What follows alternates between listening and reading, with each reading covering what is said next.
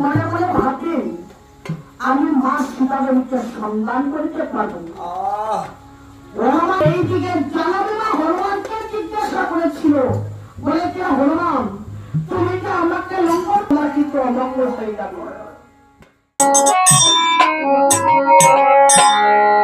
হনুমান 50 সৈন্য জাগিতে লাগলেন, আর 100টি আরেকশোটিকে জিজ্ঞাসা করেছিলেন, বলেছে সখী রাবণে যে কত সুন্দর একটি রাবণে হরণ করেছে সখী, রাবণে যে হাজার হাজার রাবণকে হরণ করেছে, সেই নারীর পায়ের রূপ হাজার হাজার নারীর মুখের মধ্যে হয় না। সুন্দর একটি রাবণে হরণ করেছে, বৃক্ষের উপরে দেখে সেই কথা শুনতে পাইলেন হনুমান। হনুমান বলেন কে মনে মনে ভাবনা করতে লাগলেন, এই তো আমি মা সীতাদেবীকে সন্ধান পেয়েছি। পঞ্চশতীগণ জন্মের যে সীতাদেবীর কাছে পড়েছিলেন ভগবান, সখীগণের পাশনে বাঁচানো হনুমানও ধীরে ধীরে করলেন।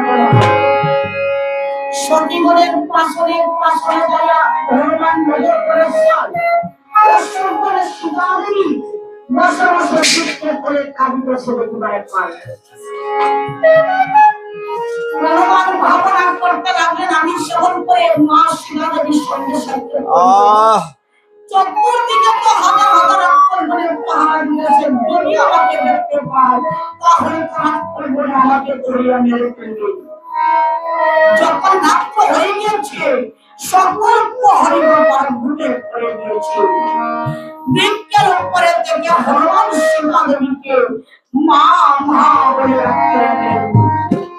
ডাক শুনে সীতাদেবী নজর করেছেন, বৃক্ষের উপরে ভালোবাসা সীতাদেবীকে মা মা বলে ভ্রমণ করতেছে। প্রাণের ভয়ে সীতাদেবী কামনা করতে লাগলেন, হায় রে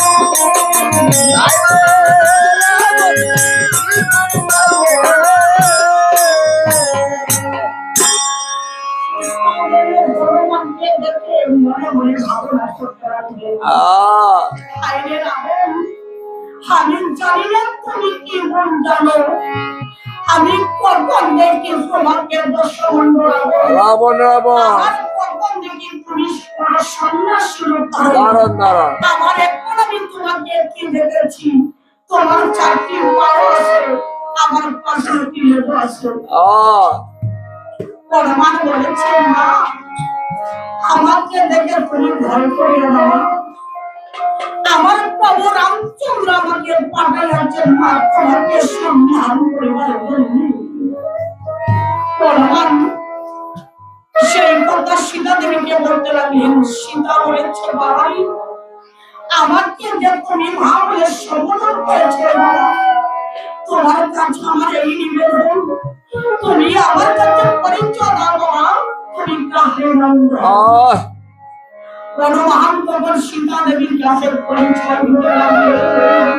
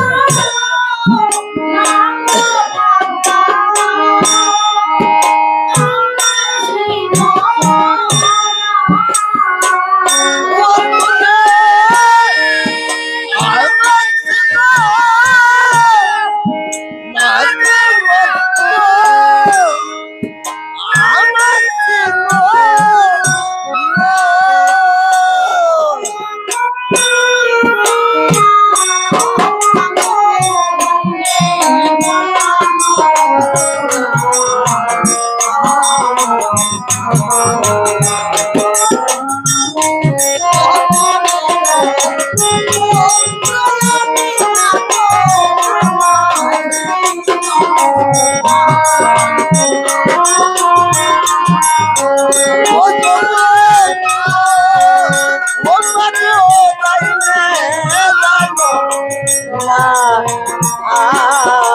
আমার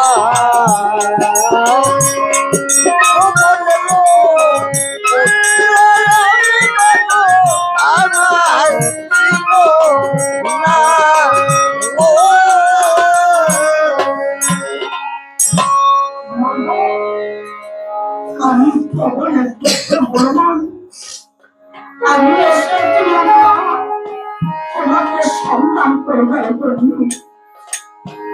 সীতা বলেছে বাবা তুমি যদি আমার ঘরে থাকো আমার কর্মগুলোকে পাঠাইয়া পাঠিয়ে বাবা তাহলে আমার কর্ম তোমার কাছে চিনিয়ে দিয়েছিলাম বাবা। হনুমান যখন সেই কথা শুনতে পাইলেন রামের অস্ত্রের অঙ্গনে হনুমান সীতা দেবীর সম্মুখে ছেড়ে দিয়েছেন। সীতা অঙ্গনে হস্তে নিয়ে নজর করে ছাড় যে অঙ্গটিতে নাম নাম হচ্ছে কিভাবে হনুমান আজ তোমাকে আমি এত দূরে পেয়ে আমি কত আনন্দিত হয়েছিল বাবারে হনুমান আমার চোখে বলেছিল বাবা মা আমার প্রভু তোমার জন্য কাঁদিতেছিল না সেই অঙ্গনে হস্তে নিয়ে সীতা দেবী রোদন করতে লাগলে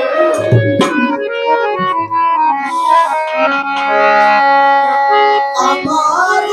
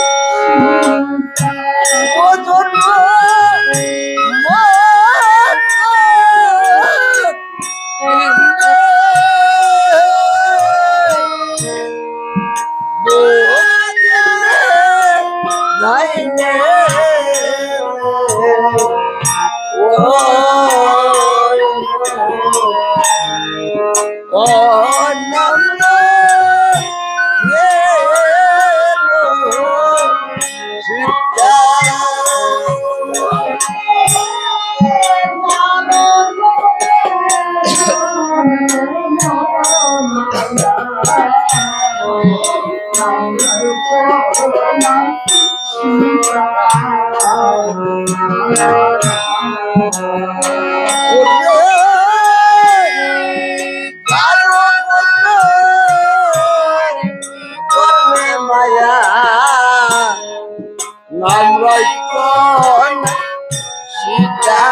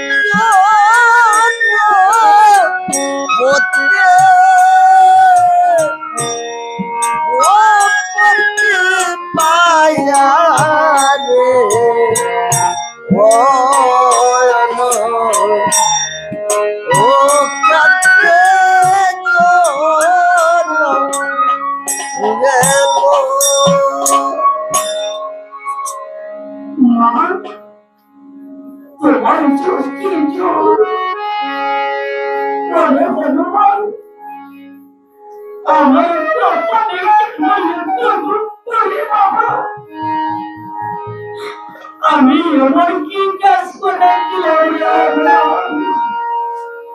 আমি যার জন্য আমি সব কিছু হারাচ্ছি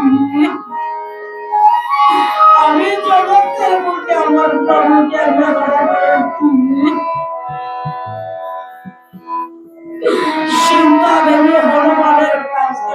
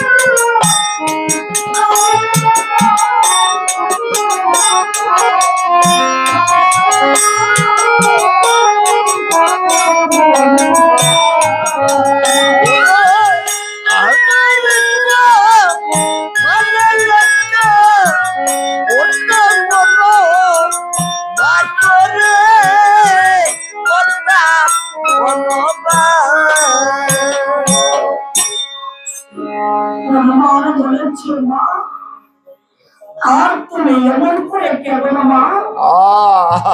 এই তো আমি তোমাকে অপহার করিবার জন্য এসেছি মা। আমি যখন এসেছি মা, আমি তোমাকে অপহার করে নিয়ে যাবো মা গো। আর তুমি কাঁদতে হবে না মা। হনুমানের কাছে সীতা দেবী বললেন, সীতা নামে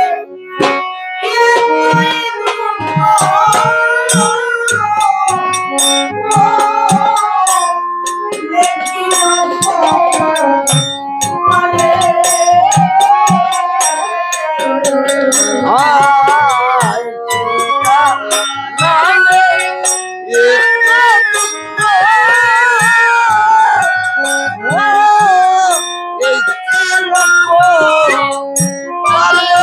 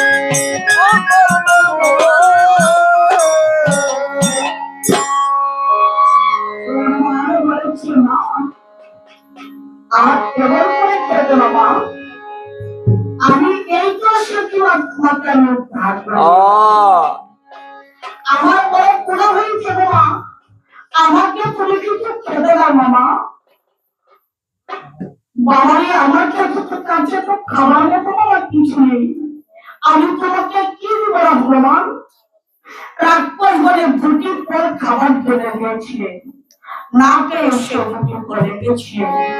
হনুমানের হস্তে দুটি ফল তুলে দিলেন। হনুমান সেই দুটি ফলকে বলেছে, মা, যে দুটি ফল আমাকে দিয়েছ আমার প্রধান যারা মাফ করলে হয় না, আমাকে তুমি আরো দুটি ফল দিতে হবে। মা, বাবারে আমাকে তো তোর ফল দিয়ে বাবা, আমি কোথায় তোমাকে ফল দেব? তাহলে বলে দাও মা, সেই ফল বাগান কোথায় আছে? দেখে যাবো বাবারে, আমি শুনেছিলাম রাক্ষস বনের মুখে প্রদীপ পুরায় ফলের বাগান, হাজার হাজার রাখালের বাবা পাহারা দিতেছে। হনুমান সেই কথা শুনে ধীরে ধীরে ফলের বাগানে যাত্রা করেছিলেন। ফলের বাগানে দাঁড়িয়ে নজর করেছেন হাজার হাজার রাখালের পাহারা দিতেছে। কি করবেন, কেমন করে ফলের বাগানে যাবেন, আর কেমন করে ফল বন্ধু পবন দাদাকে স্মরণ করেছিলেন। হনুমানের ডাক শুনে পবন দাদা দক্ষিণ পাশে দাঁড়িয়ে সাপ বসিয়ে দিয়েছিলেন। হনুমানের জন্য বৃদ্ধ ব্রাহ্মণের রূপ ধারণ করে হাজার হাজার রাখাল বনের কাছে দাঁড়িয়ে রাখাল বনকে যুদ্ধে সামিল করলেন।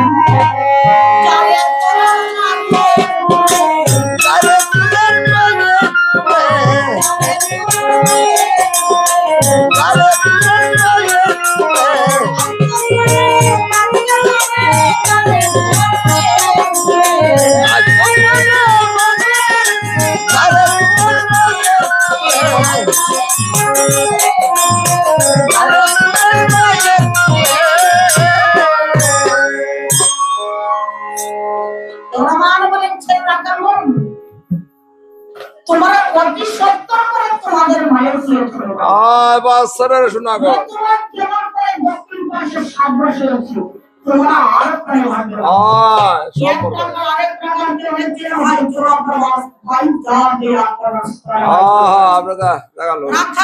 পানের ভয়ে ধীরে ধীরে তারা সকলেই পড়ে যাচ্ছে।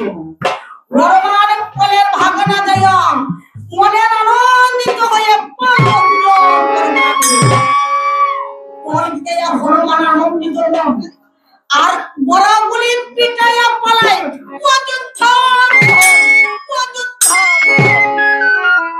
সেইভাবে গাছের ঢাল হয়ে গেছে, গাছের শিকড়ের উপরে হনুমান চুপ করে বসে আছেন।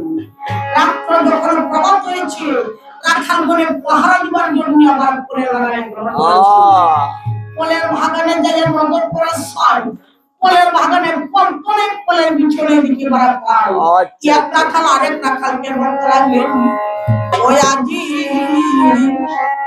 কে তো পান্না দিল